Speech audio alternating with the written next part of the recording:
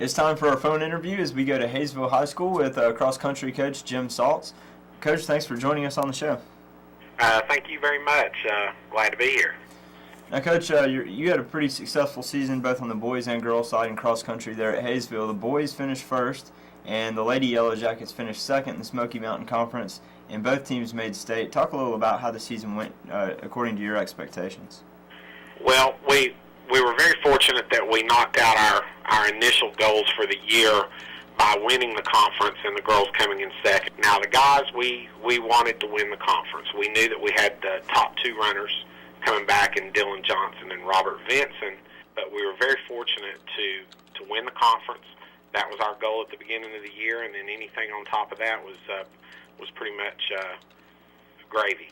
Now, talk about once once both teams finish up the region or the conference meet, then both made state. So the state meet, the girls finished 10th, the boys came in 4th. So very successful there as well. Talk about the approach that you put your team through going into the state meet. We run and practice and train to peak at the regional meet. That's something that we do typically. This year we didn't change that. We knew that we would run well at conference. We are in the toughest region in the state in the 1A. There were 6 of the top 10 teams in the rankings, in the polls of the guys that were from the western region, and 5 of the top 10 girls teams in the state of North Carolina were from our region. We weren't real sure how we were going to do. We were pretty sure the guys could grab a top 5 spot and hopefully make it at 4. And the girls, we were hoping for a top 6 finish. Yeah, and a lot of the guys' success has hinged on Dylan Johnson. He's a junior this year, which that's going to be great for you just to be able to have him back again next year. But talk about just how special of a runner he is and what he means to the team. Well, according to the clock, Dylan is the premier runner that's ever run at Hayesville High School. He has the school record, 16:07, over the 5K course. Dylan has been an example to all these freshmen and sophomore runners, and also to a lot of the middle school runners. He has been a great example. He runs 2 times a day. He gets up, runs at 6 in the morning, then comes to school. Then he does what Coach Moss and I ask him to do at practice every day.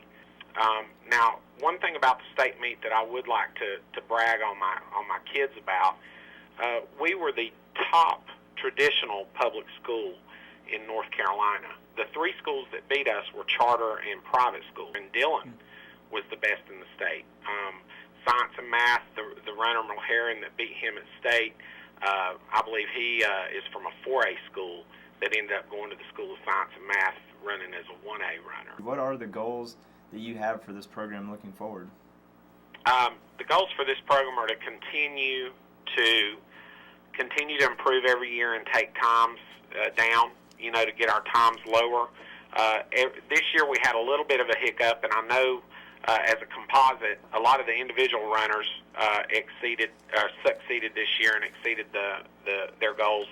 But we had, with all the youth, our composite score, which is the average of all the 7 runners, was a little bit higher. We've brought it down the last 3 years, but this year we came just a little bit higher.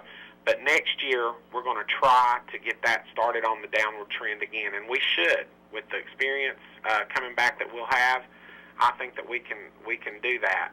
But basically, one thing that we focus on is academics along with athletics.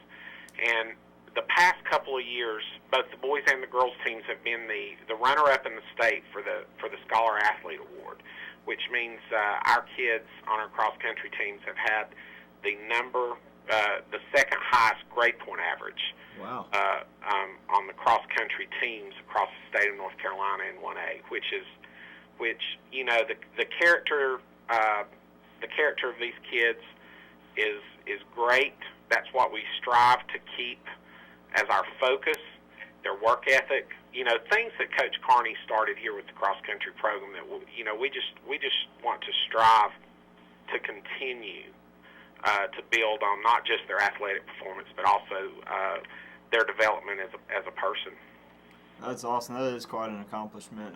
Coach Saltz, thanks again for your time here on Blitz today. Great job this year.